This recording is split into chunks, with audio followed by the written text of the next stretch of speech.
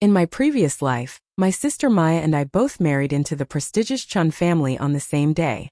She couldn't stand the eldest son Alexander, finding him too rigid and emotionless, so she eagerly claimed the second son Daniel, famous for being a cold ascetic who had devoted years to spiritual practices and meditation. But Maya grew restless with his detachment and soon began carrying on with other men behind his back. When Daniel discovered her betrayal, he used ancient meditation chains to bind her, and delivered her to his most ruthless business associates as punishment. Meanwhile, I had married Alexander, a man with a romantic soul hidden beneath his stern exterior. I managed his entire financial empire, and we built a life filled with genuine affection and prosperity. In a moment of pure hatred, Maya shoved me from the roof of a skyscraper. My body was destroyed on impact. When consciousness returned, we had both been sent back to our engagement day. This time, Maya's expression twisted with malicious intent as she forcefully pushed me toward Daniel. "Daniel has been obsessed with you forever," she announced loudly. "He refuses to marry anyone else. Go ahead, sister, don't hold back. Call him your husband now." I couldn't help but smirk as I watched Maya throw herself shamelessly into Alexander's arms. "Oh dear sister," I thought to myself. "I wonder how long you'll survive with that sick bastard who gets his thrills dressing men in women's clothing." At the Chun family engagement celebration, Maya had just finished telling our parents she would only accept Daniel as her husband. Then without warning, she grabbed me and thrust me directly into his chest. Her flawless face carried a viciousness that seemed far older than her years. "Daniel has fallen completely for you," she declared. "He won't even consider another woman. Don't be timid, sister. Hurry up and address him properly. Call him husband right now." Before I could even process what was happening, she had already forced me against him. Everyone in the grand ballroom froze in shock. I reached desperately for the nearby table to steady myself, but a pair of powerful hands caught me first. The subtle fragrance of sandalwood surrounded him. It was Daniel. He was the picture of gentlemanly composure. He steadied me gently before quickly releasing his grip. "Miss Rachel, please be careful," he said in that deep, unreadable voice of his. Exactly as expected from someone who had spent his youth in mountain temples studying meditation. He carried himself with an air of complete detachment from worldly concerns. If I hadn't known that in my past life he had bound Maya with those meditation chains for 3 full days before handing her over to wealthy degenerates, I might have actually fallen for his holy man persona. Looking down, I feigned embarrassment and whispered softly, "Thank you, Daniel. Men are protective of their image, particularly powerful ones. If I displayed any hint of rejection or revulsion, he might grow suspicious of me. That would only complicate things moving forward." Maya had executed this manipulation brilliantly, forcing me into this marriage arrangement. When I glanced up, I noticed the flash of victory dancing in her eyes. So she had been reborn as well, and she had returned to this pivotal moment. But even without her interference, I would have chosen Daniel myself. After all, he was simply indifferent to romantic entanglements, uninterested in emotional connections, but his wealth was limitless and he granted his wife absolute independence as long as she respected his boundaries. Alexander, on the other hand, was his complete opposite. Not only was he morally corrupt and twisted, but he had this disturbing obsession with men dressed as women. The people in his inner circle were all predators in expensive suits. In my previous life, the sole reason he treated me well was because I controlled the company's entire financial infrastructure. I wielded the power to destroy him instantly. So he performed the role of devoted husband under my constant surveillance. If Daniel was a merciless predator, then Alexander was a poisonous serpent, calculating and vicious. "Congratulations, dear sister," I thought. "You've just chosen the absolute worst path imaginable." The guests were already looking at Maya with confused expressions. Still, she quickly composed herself, displaying a sweet, innocent smile. "My younger sister has always been so shy," she said in a honeyed voice. "I've looked after her since we were small children. I understand how timid she can be, so I thought I'd give her a little push." She turned to me with false warmth. "Rachel, your dream has finally come true. Make sure you treasure your new husband. Daniel is such a refined and cultured man." She emphasized each word, her tone dripping with concealed mockery. She was absolutely certain I would suffer under his control. But to Alexander, This display only made Maya appear more thoughtful and well-mannered. After all, he was infamous for his debauchery and his parents had long abandoned any hope of reforming him. Finding a wife who could potentially restrain him was exactly what they wanted. His lips curved into a brilliant smile. Well, what a considerate sister you are. Maya casually swept a strand of hair behind her ear and smiled seductively, every gesture calculated to entice. Alexander was completely captivated. Without hesitation, he extended his hand and invited her for the evening's opening dance. Maya had never enjoyed academics or deep thinking. Her greatest passion in life was dressing up, dancing, and being the star of every room. She had walked directly into his trap. As the dance concluded, thunderous applause echoed throughout the entire ballroom. Tonight Maya was the center of everyone's attention. She had completely ensnared Alexander. Any woman with genuine experience understood that men needed to be kept at a distance for a while. Only then would they truly value what they had. But Maya was far too impatient, terrified that I might somehow steal him away from her. That very evening, she followed Alexander straight to a luxury hotel. She really was desperate.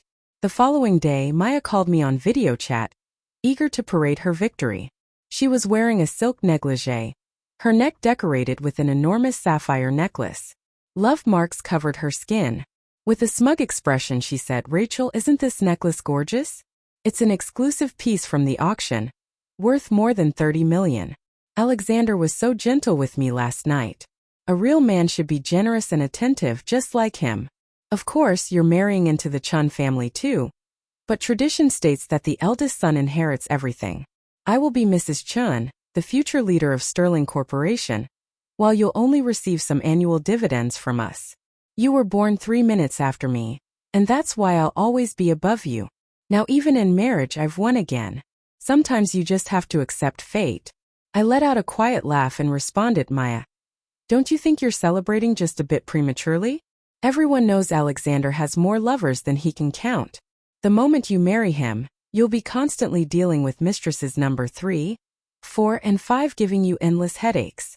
Maya lifted her chin with confidence. "That was before. Last night he promised me that I'd be his only woman from this point forward. He even made a solemn vow that if he ever cheated, he'd never be able to perform again." She scoffed as if I dared to question her. "He also said that before marriage, it's perfectly normal for men to have their fun. A guy as handsome and wealthy as him, of course he had women pursuing him constantly. But from now on he's mine, and soon he'll be completely devoted to me." I couldn't suppress my laughter. If men's promises were trustworthy, pigs would be flying by now. And we were discussing Alexander, someone who had grown up drowning in excess. Every part of him was rotten to the core. With a smirk I taunted, "You sound remarkably confident." Maya's smile expanded with pride. "Of course, there's never been a man I couldn't capture. He's already proposed to me. The wedding is next month, unlimited budget. Everything will be exactly how I want it. Rachel, if you're having any regrets now, it's far too late. Alexander is your brother-in-law. You better keep your distance from him. If I ever catch you trying to seduce him, I'll break your legs." Her threat was genuine, and I didn't doubt for a second that she meant every word. After all, in my past life, she had pushed me off a building, leaving me a mangled corpse. Naturally, I wouldn't tell her about Alexander's problems. That man had been so promiscuous that he had contracted certain diseases. Not only was he depraved in his preferences, but sometimes he even engaged with animals. Just the thought of it made me sick to my stomach. Meanwhile, Daniel and I were officially engaged, though his cold, distant nature remained unchanged. As a devoted practitioner of meditation, he never appeared in person. He simply sent me millions of dollars worth of exquisite jewelry. But he was either meditating at a temple, discussing ancient wisdom with spiritual masters, or traveling abroad to seek guidance from renowned teachers. Wealthy, absent, and uninvolved, life was tranquil, and I lived in luxury with complete independence. Maya, on the other hand, filled her social media with posts flaunting her romance. Endless photographs of kisses, embraces, and post-intimacy glows. Not one to be outdone, I countered by showcasing my collection of luxury jewelry, designer handbags, and exclusive auction purchases. My extravagant spending even became a trending topic online. The comment section was flooded with admiration for my wealth and independence. A stunning, powerful woman with both money and beauty. Even my likes far exceeded Maya's. After all, everyone in our social circle knew exactly what kind of man Alexander was. Frustrated, Maya left a comment on my post. Material possessions are meaningless. The greatest gift in life is love. I immediately replied, love is expressed through gifts. My dear husband just gave me something even more valuable. Isn't that what love is all about? If you don't have it, it must mean you don't want it, right? That was the final straw. Furious, Maya called me on video screaming obscenities. I disconnected immediately. Let her stew in her own rage. Maya and Alexander's wedding was a spectacular display. They purchased an entire private island, a fleet of luxury yachts, and even a private jet for the occasion. The guest list consisted of high-profile individuals, the kind of people who frequently appeared on television. During the reception, Maya clung to Alexander's arm, making rounds to toast the female guests, brimming with pride. Alexander played along perfectly, keeping his arm protectively around her waist, shielding her from drinks, occasionally pinching her cheek affectionately. It all appeared so sweet. Except, of course, it was nothing more than muscle memory for him. He had spent his entire life surrounded by women, after all. Maya, meanwhile, was so blinded by infatuation that she failed to notice how Alexander was exchanging flirtatious glances with women at 5 different tables. These women weren't just guests, employees, or family members. No, they were Alexander's former lovers and his current affairs. Every single one of them had attended his bachelor party the night before. Some of them were even male models. The host of the wedding ceremony had been there too. In my past life, I had obtained videos of their debauchery, using them as leverage to keep Alexander far away from me. But clearly, Maya was still blissfully unaware. She was so paranoid that something might happen between Alexander and me that she only dared to gloat when he was in the restroom. Holding up her hand, she flaunted a massive 16-carat pink diamond ring. Rachel, isn't my ring beautiful? It's worth over 60 million. One of a kind, truly priceless. Not to be rude, but the little trinkets you love to show off are nothing in comparison. Honestly, they're just garbage to me. I elegantly took a bite of my dessert, smiling as I replied, well, at least my little trinkets belong to me. But tell me, Maya, does that jewelry really belong to you? Her face instantly darkened. Everyone knew Alexander was wealthy, but not that wealthy. The truth was, these weren't his assets. They belonged to the Chun family's jewelry collection. He had to request permission before wearing them and return them afterward. Maya's expression stiffened. Of course it's mine. What, you think it belongs to you instead? She glanced around the grand venue. Look at all these guests. They're all high-profile individuals here to celebrate our wedding. When you and Daniel get married, it won't be nearly as lively. And let me warn you, stay away from my husband. I casually tossed my finished plate into the trash and gave her a serene smile. Relax, I have no interest in garbage. But she wasn't entirely wrong. My wedding to Daniel wasn't just less extravagant, it was the complete opposite of a spectacle. We simply selected an auspicious date, signed the marriage certificate, and that was it. Right after, he took me to a luxury real estate office and gifted me an entire villa estate worth billions, registering it under my name. His reasoning? You're so well behaved, you deserve a reward. His generosity was staggering. Even though I now controlled the financial assets of Sterling Corporation, I wouldn't have dared to spend money as extravagantly as he did. Then he delivered his classic domineering statement. I'm busy. I don't have time to entertain you. Buy whatever you want. Don't bother me unless it's important. If I need you, I'll come to you. Don't argue with my parents in front of me. And don't get involved with other men. With that, he left. It was every woman's dream husband. Filthy rich, completely absent, and granting absolute freedom. I had finally hit the jackpot. But I hadn't come back from the dead just to be a trophy wife. Wealth was meaningless without power, and I had tasted the absolute freedom that came with money and influence. In this life, I had to reach even greater heights, so I started building my own empire. First, I made a fortune in the stock market. Then I expanded aggressively, buying land at auctions, collecting rare paintings and jewelry, and finally investing in influencer incubators and media networks. With the advantage of knowing the future, every move I made was a guaranteed win. 10 days later, Daniel unexpectedly returned and invited me to dinner. In my past life, he had left the very night of Maya's wedding, retreating to a monastery for 3 months. He only came back for his grandfather's birthday. This time, however, he was unusually courteous, even personally brewing me tea. Rachel, in just 10 days of marriage you've spent over 100 million. His voice was calm, unreadable. I wasn't fazed. I took the teacup and sipped slowly. As expected of the Chun family, even their tea was top tier and priceless. Smiling, I replied, well, black cards have a daily spending limit of 10 million. Otherwise, I would have spent even more. His lips curved into a faint smirk. Aren't you afraid I'll call you a spendthrift? I set the cup down and gave him an easy smile. Only useless men complain about women spending money. But you, Daniel, are no ordinary man. If I wanted the stars in the sky, you'd bring them down for me without hesitation. A woman should marry a true man like you. Besides, all the money I spent is an investment. Every cent will generate returns. And since we're married, what's mine is yours and what's yours is mine. No man could resist such flattery. Sure enough, a hint of amusement flickered in his gaze. Seeing that my cup was empty, he poured me more tea, his movement slow and deliberate. You really are different from other women. Most are satisfied with small luxuries. But you're investing in real estate, antiques and stocks, making waves in the market. Marrying me must feel like settling. This was his way of acknowledging my financial acumen. I chuckled. Not at all. It's just that you have the resources. Without them, I wouldn't be able to make such large-scale investments in such a short time. There was some truth to my words. Yes, I had been bold in my investments precisely because Daniel had enough wealth to support them. And while the profits I made were legally considered marital assets, split equally between us, the reputation I was building in the business world was entirely my own. Once I established my empire, it would belong to me alone. No matter how much gold Daniel had gilding his name, people would still whisper behind his back that he was living off his wife's success. Daniel didn't beat around the bush.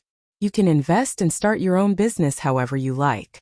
If you need resources, connections, or funding, just ask. But today I came to see you because a friend of mine is interested in a piece of land you own in the southern suburbs. He wants to build a shopping mall there. Name your price. The southern suburbs were currently under development, with hospitals, schools, and office buildings being relocated there. Constructing a large shopping mall would be a guaranteed gold mine. I had originally planned to develop it myself, but later decided it wasn't worth the slow returns. Brick-and-mortar businesses were bound to decline in the coming years. It wasn't worth locking up capital in them.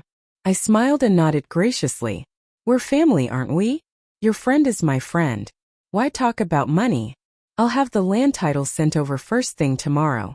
Daniel, the ever-detached practitioner, actually froze with his teacup in hand. That land, it was the very one I had purchased on our wedding day after selling off the billion-dollar estate he had gifted me, and pouring all my stock market earnings into it. If I sold it now, I would be making at least 4 times my original investment. But here I was handing it over for free. Of course, I wasn't actually that generous. I was using the classic strategy of retreating to advance. If I didn't name a price, the only way for them to compensate me was by offering the highest possible market rate. If they lowballed me, it would only make them look bad. Daniel had seen all kinds of women in his life, but a woman like me, who was both greedy and magnanimous at the same time, was a first. He studied me for a long moment before finally speaking. What's your angle? I maintained a straight face and without hesitation spewed nonsense. Isn't it obvious? Because I like you. 3 sentences, each one subtly cornering him.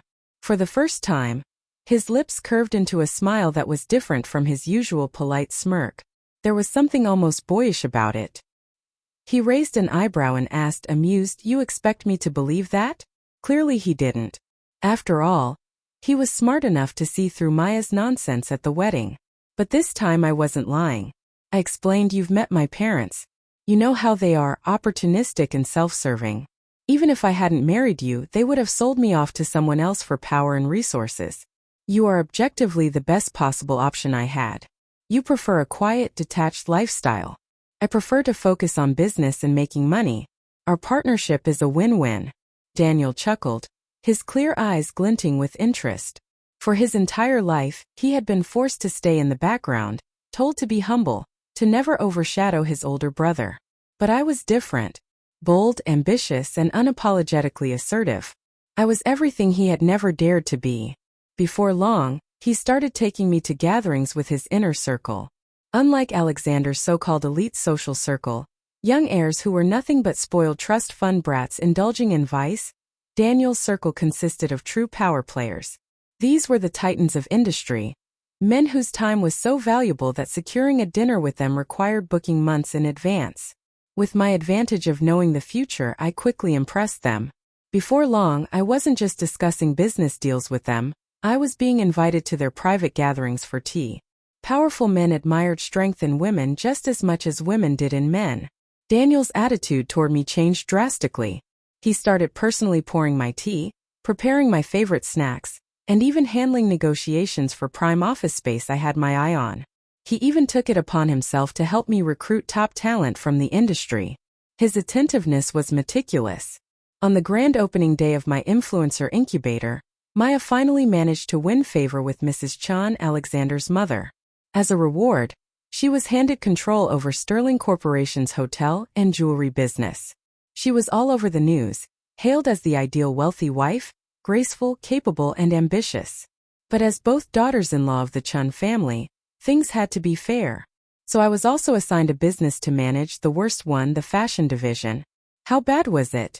Since its launch, it had ranked dead last in profitability. No matter how much money was thrown into hiring top designers, nothing worked. Over the past 5 years, they had gone through at least 50 different creative directors, both domestic and international, without a single success. The industry openly mocked it as the biggest failure in Sterling Corporation's history. Clearly this was meant to humiliate me. Daniel frowned slightly, displeased. Tourism is booming right now. I'll talk to my parents and get you reassigned. I waved him off confidently. I love turning the tide when the odds are against me. Just give me a month. Wait and see. His lips curved slightly, admiration flickering in his gaze. That confident? I nodded firmly. Of course. There are some industries I wouldn't bet on. But reviving Sterling Corporation's fashion brand? That's already something I've done once before. It was precisely this accomplishment in my past life that had won over my highly critical in-laws, making them trust my judgment completely. But this time I wasn't stopping at domestic success. I aimed to push the brand into the global top 50 luxury labels, to reach even greater heights. Daniel verbally expressed his trust in me, but deep down he was still worried that I might run the company's fashion division into the ground. For the first time, he stopped visiting temples, stopped discussing philosophy with spiritual masters, and instead began following me everywhere. He worried someone at the company would try to sabotage me, or that I wouldn't be able to navigate the internal politics. But once he stepped into the company with me, he quickly realized that I wasn't the type to be bullied. Without hesitation, I fired 2/3 of the old employees, most of whom were just there for an easy paycheck, relying on connections rather than competence. They had driven away genuinely talented newcomers, stifling any chance of progress. When they tried to appeal to higher management, Daniel personally shut them down. By the afternoon, they had all quietly submitted their resignation letters. Next, I went to the country's top art schools, asking professors to recommend their best students. Those who performed well were offered direct employment. Every week, I held themed design competitions with first prize at $300,000, second at $200,000, and third at $100,000. Winners would be immediately hired as full-time designers. This way, students could study while gaining real-world experience, and those with real talent could secure a job before graduation. It was an irresistible opportunity. The competition was fierce, with young talents fighting tooth and nail for a spot. They got money and career prospects while I acquired fresh, high-quality designs at a fraction of the cost.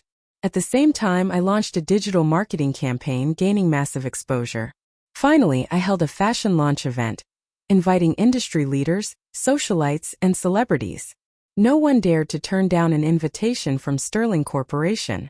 They all attended, expecting just another formal networking event, only to be surprised by what they saw. The designs were genuinely stunning. By the end of the show, every showcase piece had been pre-ordered on the spot, and the new collections were completely sold out. A decade of financial losses recovered in one move. And with that, my name became a legend in the industry. Meanwhile, I also set my sights on Maya's hotel and jewelry businesses. It didn't take much to expose hygiene violations at her hotels. Videos of towels being used to wipe toilet seats went viral. Then accusations surfaced that her jewelry designs were plagiarized. When taking down an opponent, aim for the weakest spot. Maya, who had once boasted that she would always be ahead of me, was dealt a devastating blow. Desperate to save face, she poured a fortune into suppressing the negative press.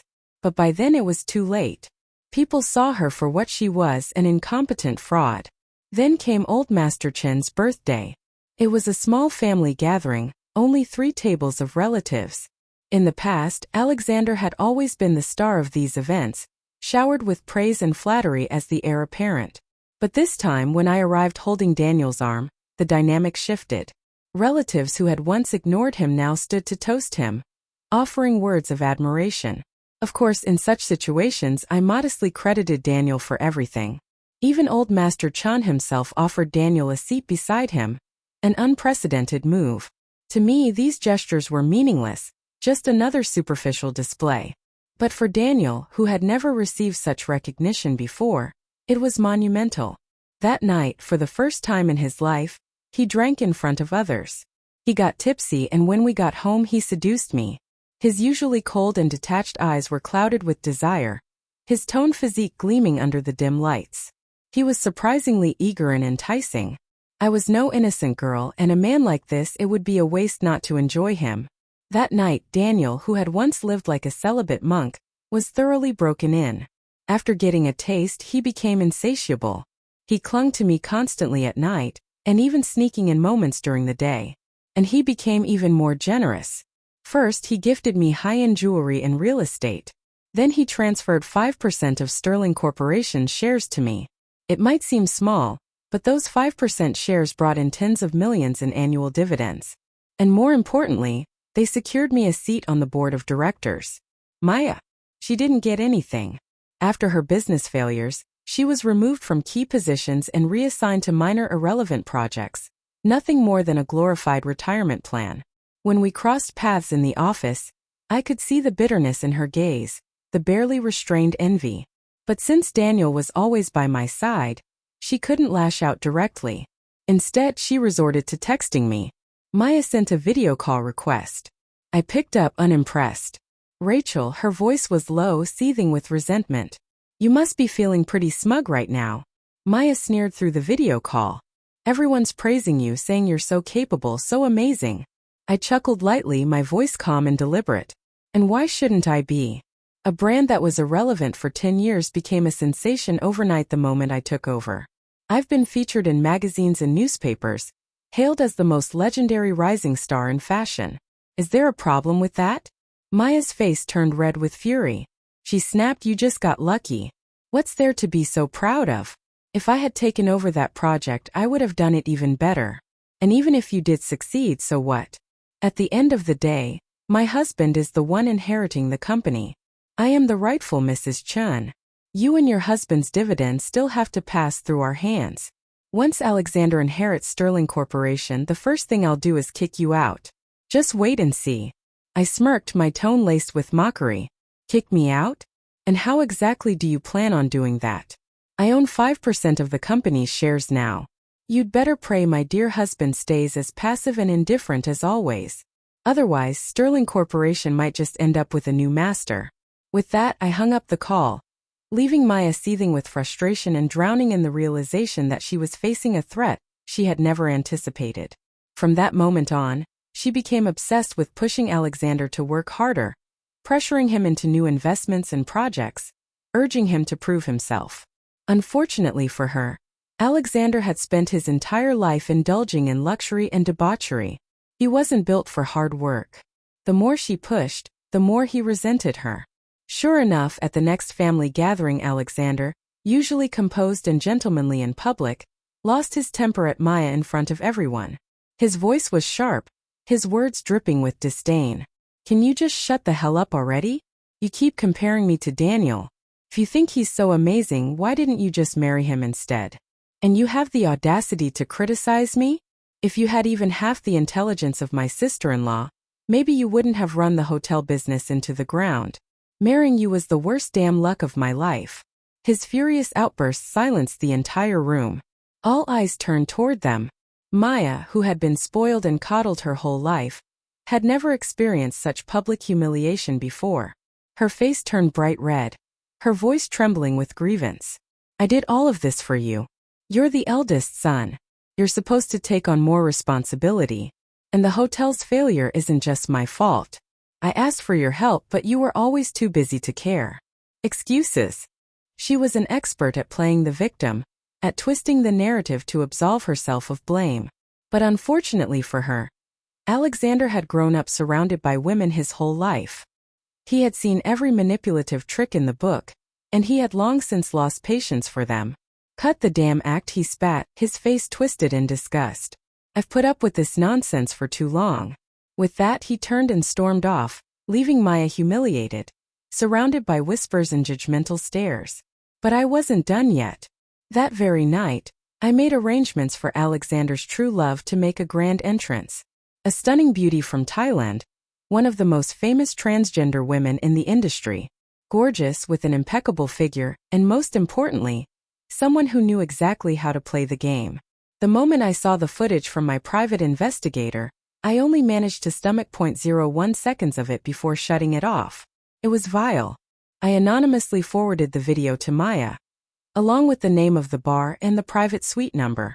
Half an hour later, she stormed into the club, livid. She wasn't alone. She had brought a whole entourage of her friends, ready for war. But this time Alexander didn't react the way he usually did. In the past, whenever Maya caught him with other women, he would let her cause a scene, allowing her to slap and chase off the mistresses to make her feel like she had the upper hand. But this time Alexander protected the transgender woman. Not only that, but he turned around and slapped Maya twice. Maya was stunned, completely dumbfounded. Then she snapped, screaming. She lunged at Alexander, punching and kicking him in a blind rage. But Alexander was already drunk and disgusted with her. This time he didn't bother holding back. He fought back without mercy. His so-called friends, who had once cheered her on when she fought off his previous flings, did nothing to stop him. Instead, they laughed and egged him on. It wasn't until a waiter came in to serve drinks and saw the commotion that security was finally called in to break it up. Maya was rushed to the hospital. 3 broken ribs, a fractured nose, and she still had no idea this was only the beginning. Maya also suffered a concussion that night. The Chun family's direct relatives all went to the hospital to visit her. She lay in a luxurious VIP hospital suite, her body wrapped in bandages, surrounded by extravagant floral arrangements and fruit baskets.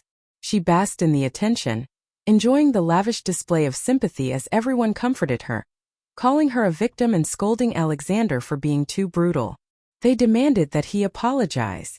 But Alexander, when drunk, was completely out of control.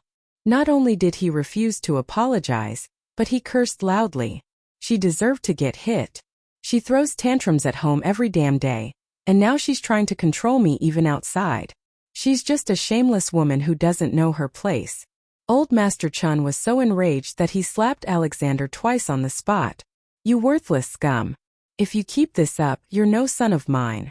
That sobered Alexander up real quick.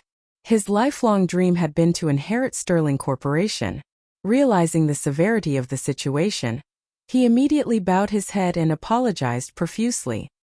He swore that he would never fool around again, never lay a hand on Maya again.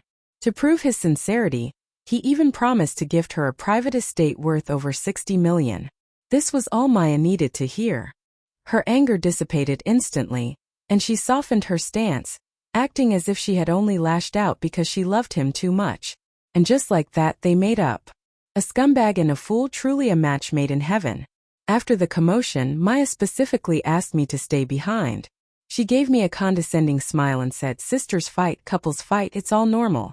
If there's no fighting, there's no love. Don't be fooled by how bad I look right now. It's really not that serious. I just need a few days of rest and I'll be fine. Besides, after all this, everyone now knows how devoted I am. Alexander feels guilty and I even got a whole new estate out of it. So in the end I won." Her ridiculous self-rationalization was so absurd that I actually laughed. Maya, you really are cheap. So you traded half your life for a $60 million estate? That's all it took? She smirked, her tone filled with superiority. You wouldn't understand. Unlike your husband, mine actually comes home every night. You're practically living like a widow. What's the point of having a man if he's never around? At least I have a husband by my side. I let out a cold chuckle, my voice dripping with mockery. I may not understand the fun of physical fights in a marriage, but I do know one thing. Alexander has very unusual tastes. He's not exactly picky about his partners, if you know what I mean. You might want to get tested for STDs just in case. Maya's face turned deathly pale. Her voice trembled as she stammered, That's impossible. He wouldn't do that to me. But even as she denied it, her hands frantically pressed the call button for the hospital staff. She had been so focused on getting pregnant and securing her position as Mrs. Chun that she hadn't taken any precautions. While she rushed to get tested, I wasn't idle either. I anonymously uploaded Alexander's most incriminating videos, the ones of him fooling around with transgender escorts and physically assaulting Maya. Multiple platforms, multiple websites. It was the perfect time for the public to feast on the drama. And the cherry on top? Maya's test results came back. She wasn't pregnant, but she had contracted several sexually transmitted diseases, some of which would stay on her medical record forever. Treatment would be lifelong, and if she still wanted children, she'd have to wait at least 3 years. At the same time, Alexander's scandal went viral. The internet exploded with outrage, calling him a monster for both his chaotic private life and his abusive behavior. Sterling Corporation stock plummeted, losing nearly $570 million in value overnight. Public trust in the company was at an all-time low. A shareholders' emergency meeting was called immediately. Alexander, who held the position of vice president, had no choice but to resign. But I wasn't finished. To fully retry. Continue. Bury him. I also leaked videos of his closest friends. Drugs, orgies, underage girls. Their entire dirty history laid bare. One by one, they were arrested and subjected to drug tests. Alexander, of course, was among them. While his tests came back negative, it didn't matter. The public had already made up their minds. No one believed him. His reputation was completely ruined. With Alexander's downfall, all of his shares were retracted and reassigned to Daniel. Daniel had been at home casually sipping tea and carving a lotus flower bracelet for me when the news hit. A single move, and just like that, he had gone from a sideline second son to the sole heir of Sterling Corporation. As a teenager, Daniel had once dreamed of proving himself, of earning the same respect and recognition that Alexander had always received. But over time, he had grown disillusioned with his biased parents, retreating into his quiet world of meditation and business indifference. But now, with power handed to him, he didn't refuse it. More importantly, he couldn't refuse it. Enjoying power came with the responsibility of wielding it. Soon after, he was officially appointed CEO of Sterling Corporation. And I was made vice president. Now, not only was I one of the most powerful figures in the company, but I also controlled some of the hottest industries in the market. Just like in my past life, only this time I wasn't just playing the game. I was winning it. I had become unstoppable. Just as I reached the top 10 on the national wealth rankings, Maya was discharged from the hospital. She wasted no time before storming into my office. Her once delicate and elegant face was now haggard, exhaustion written all over her. Bloodshot eyes, dark circles, and a bandaged right hand. She looked nothing like the proud, arrogant woman she once was. She didn't bother with pleasantries, charging straight toward me with fury. Rachel, you shameless witch, how dare you steal my husband's company? I'm warning you, give everything back to Alexander immediately, or else. Before I could even respond, a cold voice rang out from the doorway. Are you threatening my wife? Maya flinched violently, her body tensing in fear.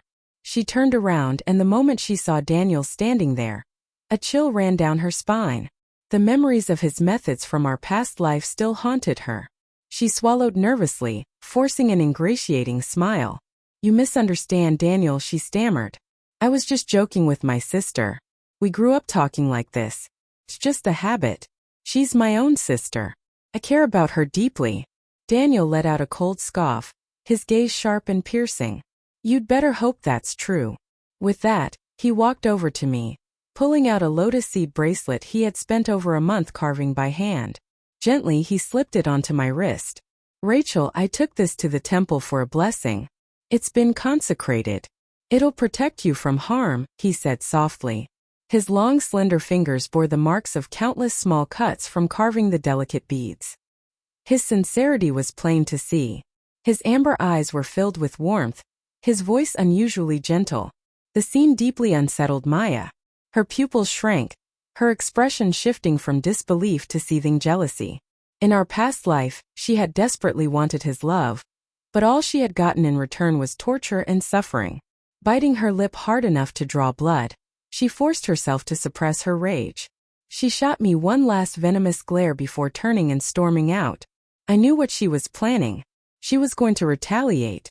Just like in our past life, she would try to have me killed. Meanwhile, Alexander had completely fallen from grace. The louder and more extravagant his past life had been, the colder and more desolate his present became. He had once been surrounded by endless admirers. Now there was no one left. And rather than blaming himself, he placed all the blame on Maya.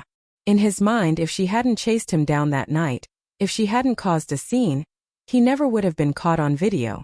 He never would have lost everything. Fueled by rage and alcohol, he started beating Maya regularly. He would pin her to the ground, punching and kicking her while his beloved true love from Thailand watched in amusement. Sometimes he would even force Maya to endure his public humiliation right in front of his drinking buddies. Even the private investigator I hired couldn't stomach the footage. "He sent me that man is worse than an animal," he spat in disgust. And he was right. I wasted no time compiling the evidence. Videos of Alexander's violence, his financial fraud, his embezzlement, and his involvement in smuggling operations. I was ready to bury him. But before I could act, Maya came looking for me. She even brought coffee. She asked to meet me on the rooftop, the exact same setup as in our past life. I accepted her invitation without hesitation. When I arrived, the wind whipped through Maya's crimson silk dress, making the fabric flutter dramatically. Her exposed skin was covered in bruises and cigarette burns. As I stepped forward, she turned to me, her lips curling into an eerie smile. "Rachel," she murmured, her voice ice cold. "You really are easy to fool." Feigning confusion, I tilted my head. "What do you mean?" She took slow, deliberate steps toward me, her smile twisting into something sinister. "Do you believe in past lives?" she asked mockingly. "Of course it doesn't matter if you don't, because I do. And I can tell you one thing for certain. In our past life you died by my hands." I said nothing, letting her continue. "This is the 27th floor," she mused, glancing at the edge of the rooftop. "If you fall from here, every bone in your body will shatter. You'll be nothing but a pile of mangled flesh. A terrifying, painful death." Her grip tightened on something at her waist. "A knife. I originally wanted to let Alexander destroy you," she continued. "I wanted you to be tortured and humiliated until you died a miserable death. But somehow you made Daniel fall for you instead. No matter. I'll just send you off myself." She pulled out the knife, pressing it against my stomach. Her smile widened, her eyes gleaming with madness. "Any last words?"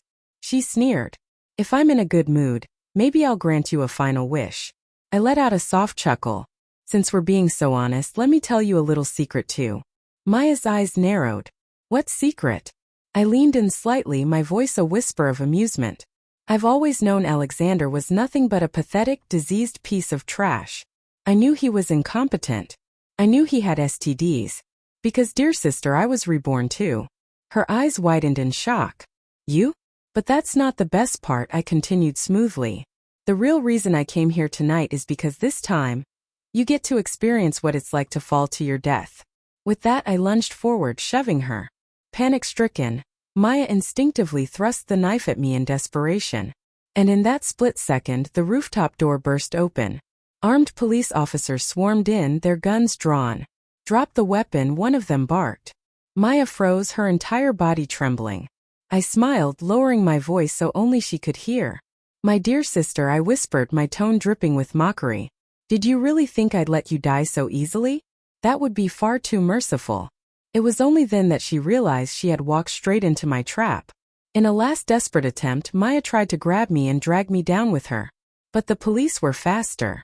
With a swift kick, one of the officers sent her crashing to the ground. I crouched down beside her, smiling as I whispered, "Congratulations, sister." What was originally a 5 to 10-year sentence has now increased to over 10. Maya was convicted of attempted murder. 15 years. Of course, the people I had arranged inside were already waiting for her. Every second of those 15 years would be pure hell for her. And the day she was finally released? That would be the real judgment day. As for Alexander, his fate was sealed as well. He received a 25-year sentence, maximum penalty. Rape of a minor, human trafficking, smuggling, financial fraud. The list went on. A man like him was the lowest of the low in prison. Even without me lifting a finger, he would be tormented to his last breath. That same day, Daniel officially stepped down from the forefront of Sterling Corporation, assuming a symbolic role. He publicly declared that I would be the true leader of the company. At the shareholders' meeting, he stood tall and addressed the room with unwavering confidence. "Rachel is more capable than any vice president this company has ever had. Only under her leadership can Sterling Corporation reach the pinnacle of this industry. Don't ever say that a woman is weaker than a man, and don't ever say that a woman can't handle this responsibility.